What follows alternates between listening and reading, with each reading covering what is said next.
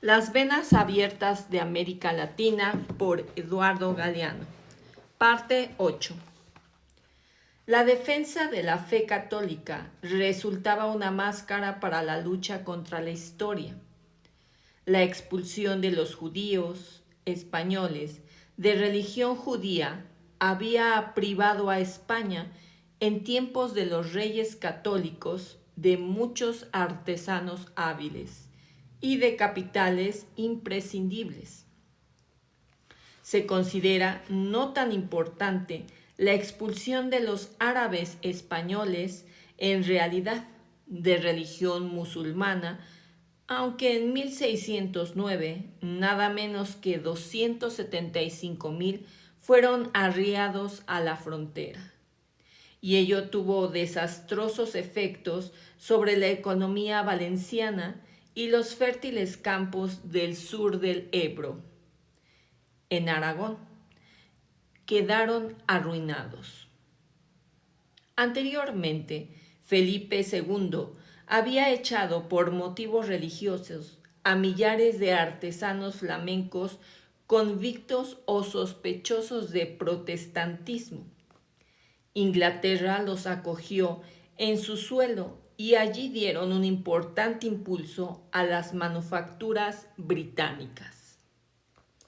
Como se ve, las distancias enormes y las comunicaciones difíciles no eran los principales obstáculos que se oponían al progreso industrial de España.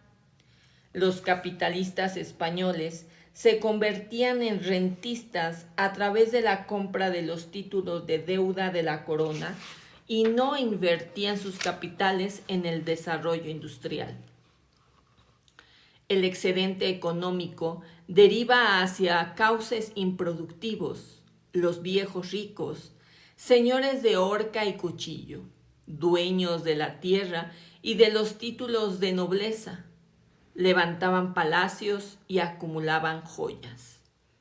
Los nuevos ricos, especuladores y mercaderes, compraban tierras y títulos de nobleza. Ni unos ni otros pagaban prácticamente impuestos, ni podían ser encarcelados por deudas. Quien se dedicara a una actividad industrial perdía automáticamente su carta de hidalguía.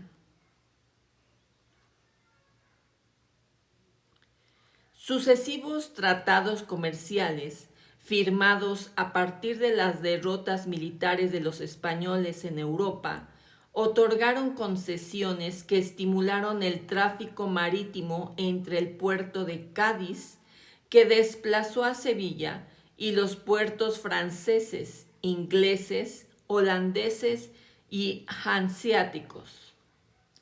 Cada año, entre 800,000 naves descargaban en España los productos industrializados por otros. Se llevaban la plata de América y la lana de Española, que marchaba rumbo a los telares extranjeros, de donde sería devuelta ya tejida por la industria europea en expansión. Los monopolistas de Cádiz se limitaban a remarcar los productos industriales extranjeros que expedían al Nuevo Mundo. Si las manufacturas españolas no podían siquiera atender el mercado interno, ¿cómo iban a satisfacer las necesidades de las colonias? Los encajes de Lille y Arras, las telas holandesas, los tapices de Bruselas y los brocados de Florencia, los cristales de Venecia, las armas de Milán y los vinos y lienzos de Francia inundaban el mercado español a expensas de la producción local. Para satisfacer el ansia de ostentación y las exigencias de consumo de los ricos parásitos cada vez más numerosos y poderosos en un país cada vez más pobre. La industria moría en el huevo y los Habsburgo hicieron todo lo posible por acelerar su extinción. A mediados del siglo XVI se había llegado al colmo de autorizar la importación de tejidos extranjeros al mismo tiempo que se prohibía toda exportación de paños castellanos que no fueran a América. Por el contrario, como ha hecho notar Ramos, muy distintas eran las orientaciones de Enrique VIII o Isabel I en Inglaterra, cuando prohibían en esta ascendente nación la salida de oro y de plata.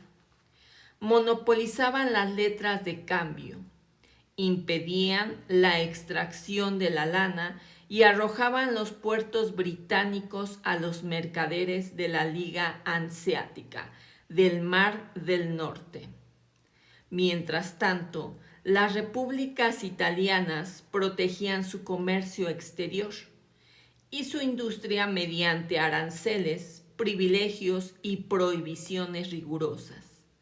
Los artífices no podían expatriarse bajo pena de muerte. La ruina lo abarcaba todo.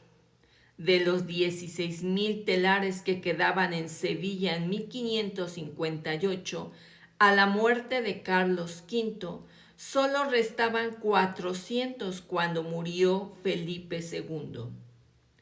40 años después, los 7 millones de ovejas de ganadería andaluza se redujeron a 2 millones.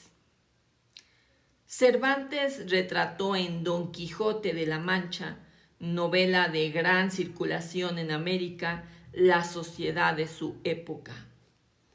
Un decreto de mediados del siglo XVI hacía imposible la importación de libros extranjeros e impedía a los estudiantes cursar estudios fuera de España. Los estudiantes de Salamanca se redujeron a la mitad en pocas décadas. Había 9,000 conventos y el clero se multiplicaba casi tan intensamente como la nobleza de capa y espada. 160,000 extranjeros acaparaban el comercio exterior y los derroches de la aristocracia condenaban a España a la impotencia económica. Hacia 1630, poco más de 1,5 centenar de duques, marqueses, condes y vizcondes recogían 5 millones de ducados de renta anual, que alimentaban copiosamente el brillo de sus títulos rimbombantes. El duque de Medinaceli tenía 700 criados y eran 300 los sirvientes del gran duque de Osuna, quien, para burlarse del zar de Rusia, los vestía con tapados de pieles. El siglo XVII fue la época del pícaro, el hambre y las epidemias. Era infinita la cantidad de mendigos españoles, pero ello no impedía que también los mendigos extranjeros afluyeran desde todos los rincones de Europa. Hacia 1700, España contaba ya con 625,000 hidalgos, señores de la guerra.